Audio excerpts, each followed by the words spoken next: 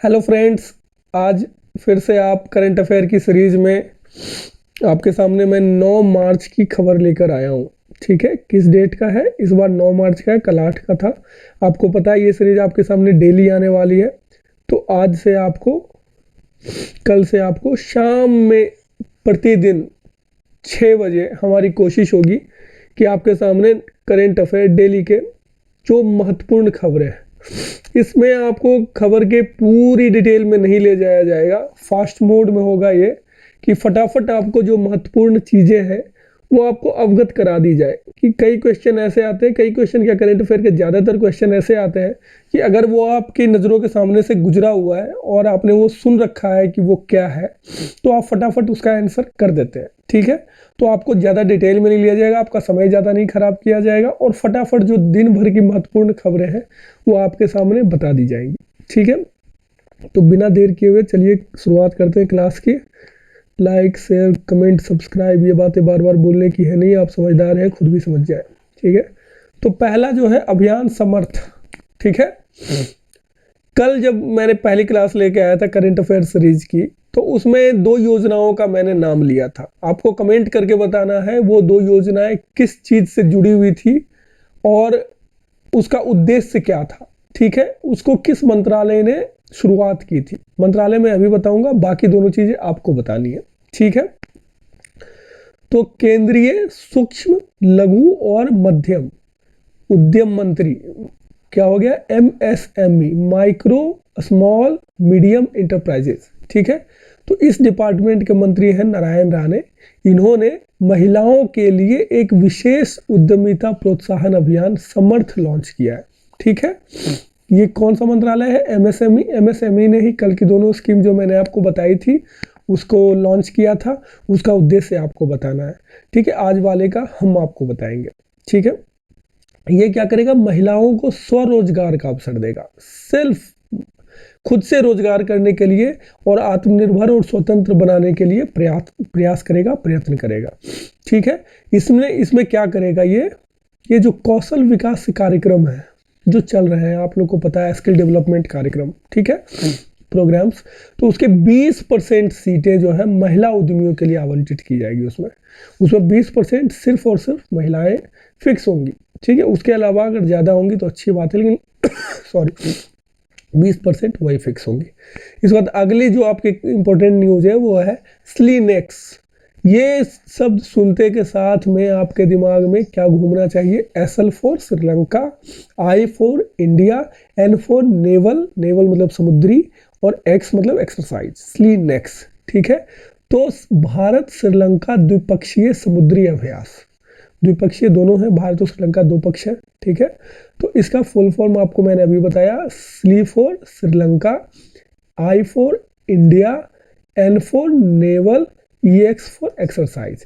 ठीक है, ये इसका 9वां संस्करण है और भारत और श्रीलंका आपसी संबंधों को बेहतर बनाने के लिए, अपने एक्सपर्टीज दूसरे के साथ में शेयर करने के लिए, उनके जो चैलेंजेज हैं और हमारे जो चैलेंजेज हैं कमोबेश बहुत हद तक कई बार एक जैसे होते हैं, उन कॉमन इश्यूज को उसको सॉर्ट आउट करने के लिए और उसको कैसे हम ज़्यादा बेहतर एक दूसरे की मदद कर सकते हैं, एक दूसरे के एक्सपर्टीज से सीख सकते हैं, इसके लिए नेवल एक्सरसाइज की जाती है, समुद्री एक्सरसाइज या अभ्यास किया जाता है, जो कि अभी 7 मार्च से 10 मार्च तक चल रहा है। इसका 9वां संस्करण है। कहाँ चल रहा है? विशाखापट्टनम में। डायरेक्ट क्वेश्चन आ जाएगा कि विशाखापट्टनम में कौन सा ये स्लीनेक्स का कौन सा अभ्यास चल रहा है? 9वां चल रहा है। या फिर आपसे पूछ देगा कि स्लीनेक्स इस बार कहाँ आयोजित किया गया।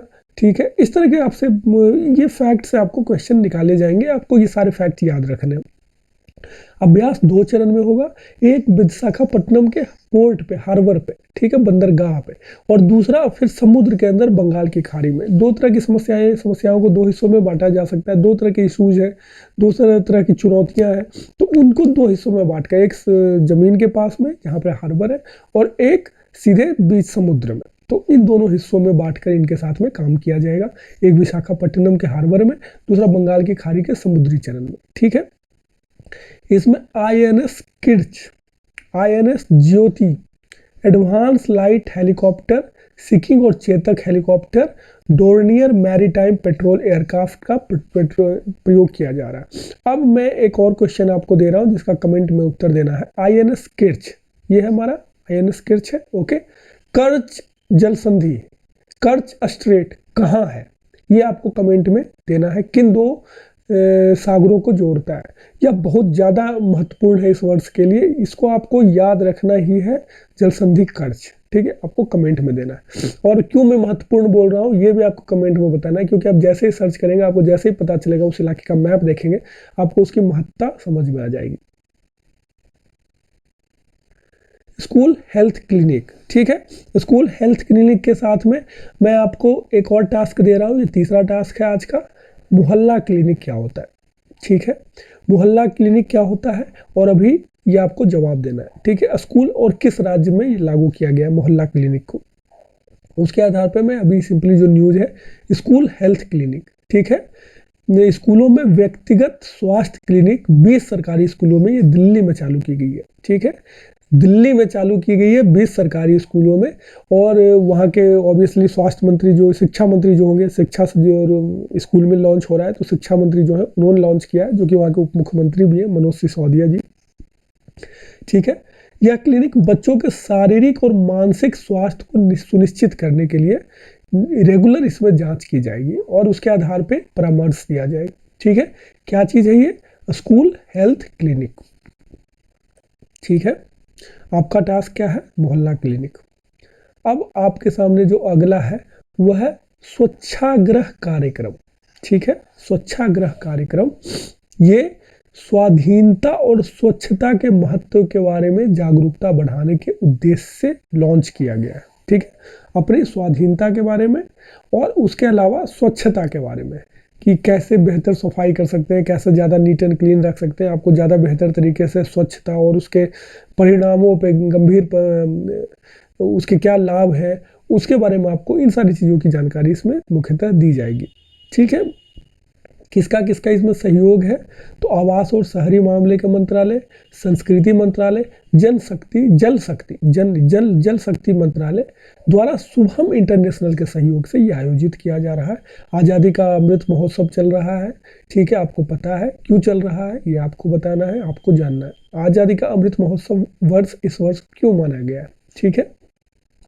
उद्देश्य क्या है, किसी भी कार्यक्रम का उद्देश्य जानना बहुत ही आवश्यक है। तो इसका उद्देश्य स्वच्छता, स्वाधीनता और सुलभ पर जागरूकता को बढ़ाना, ठीक है। अब हुआ बेंगलुरु में शुरू हुई इंडिया ग्लोबल फोरम, ठीक है। तो ये क्या शुरू हुआ है, कहाँ शुरू हुआ है, इंडिया ग्लोबल फोरम जो है IGF का वार्षिक शिखर सम्मेलन, ठीक है। ये केंद्रीय मंत्रियों, राजनेताओं और वैश्विक व्यापार अधिकारियों को एक साथ में लाएगा।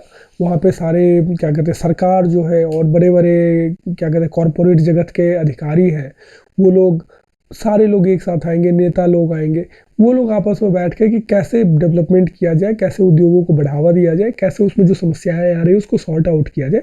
इसके लिए 7 और 8 मार्च को ये इवेंट बेंगलुरु में आयोजित किया गया है, ठीक है। इसका उद्देश्य क्या है, इस बार वाले का उद्देश्य है युवा उद्यमियों को नए लक्ष्य बनाने और प्रमुख वैश्विक मुद्दों को संबोधित करने में मदद करना, ठीक है। आप कैसे अपना लक्ष्य बनाएं, आप नए उद्यमी हैं, आपको रोड मैप नहीं पता है कि कैसे डेवलपमेंट करना है, कैसे आपको अपने आप को ग्रो करना है, कैसे लक्ष्य सेट करें कि नहीं मेरे को इस साल इतना टारगेट हासिल करना है, या 5 साल या 10 साल बाद, शॉर्ट टर्म, मीडियम और लॉन्ग जो गोल्स होते हैं उसको सेट करने में मदद करने के लिए, ठीक है।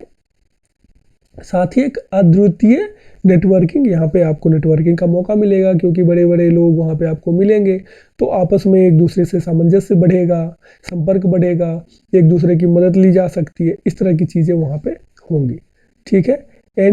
NMDC को 2018-19 और 2020-21 के लिए इस्पात राजभाषा पुरस्कार में प्रथम पुरस्कार दिया गया है। सबसे पहले हमें ये जानना है NMDC क्या है, तो NMDC भारत की नवरत्न कंपनियां हैं उसमें से एक है, ठीक है, और ये सबसे ज़्यादा प्रॉफिट देने वाली कंपनियों में से एक है, ठीक है। बहुत सारी कंपनियां हैं जो प्रॉफिट कम दे पा रही हैं, जिसकी वजह से उनकी सेलिंग करना ज़्यादा समझदारी का डिसइन्वेस्ट करना ज़्यादा समझदारी का, कई बार जो बड़े एक्सपर्ट है इस फील्ड के वो बोलते हैं डिसइन्वेस्ट करना चाहिए, हम क्यों पाल रहे हैं इनको, ठीक है। लेकिन ये उन कंपनियों में से है जो बहुत आपको लाभ कमा के दे रहे हैं, ठीक है। तो कौन सी इनको, इसने कौन सा प्राइज जीता है, इस्पात राजभाषा पुरस्कार, इसमें इसको प्रथम पुरस्कार दिया गया है, ठीक है। प्रियंका नुटक्की बनी भारत की 23वीं ग्रैंड मास्टर, ठीक है। 19 वर्षीय प्रियंका नुटक्की, ये कहाँ की है, विजयवाड़ा की है, और ये 23वीं महिला ग्रैंड मास्टर भारत में, 23 इनको मिलाकर, इससे पहले 22 थे, इनको मिलाकर 23वीं महिला ग्रैंड मास्टर ये बन गई है, ठीक है।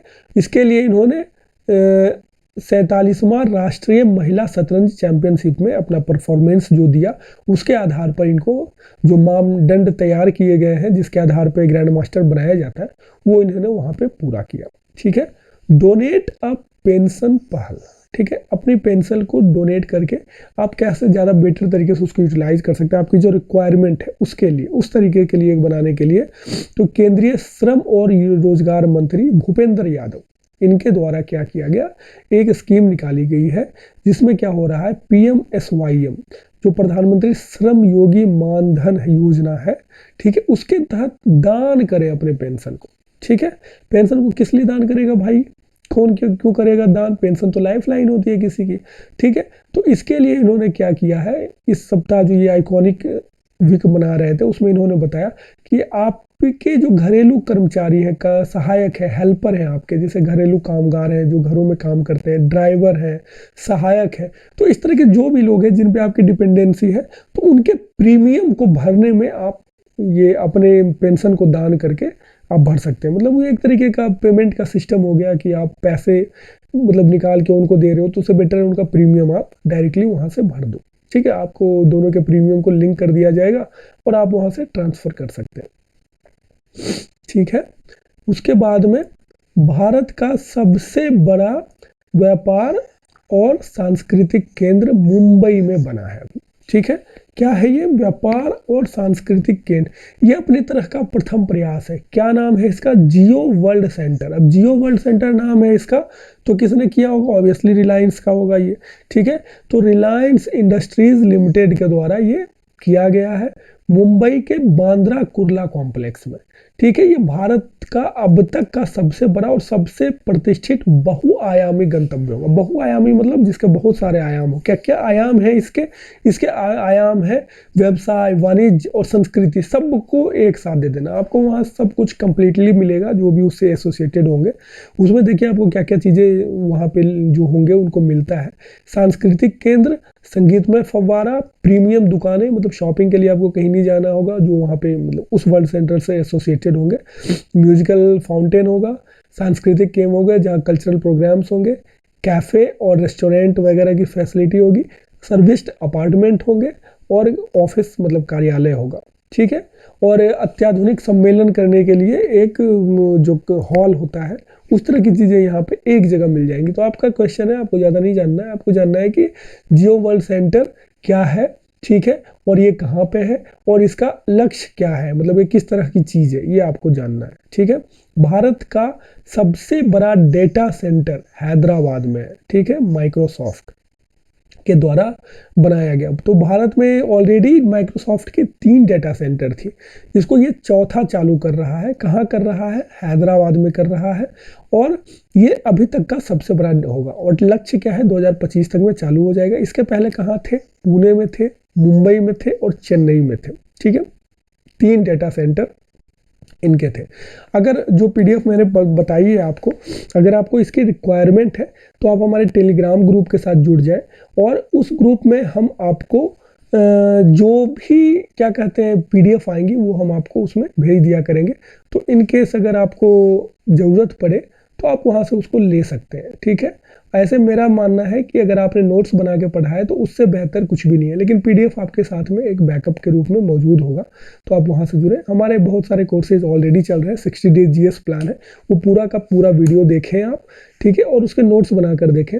आज भी आपकी हिस्ट्री की क्लास आएगी शाम में, और बाकी क्लासेज तो आपकी आ ही रही है। चलिए, थैंक यू।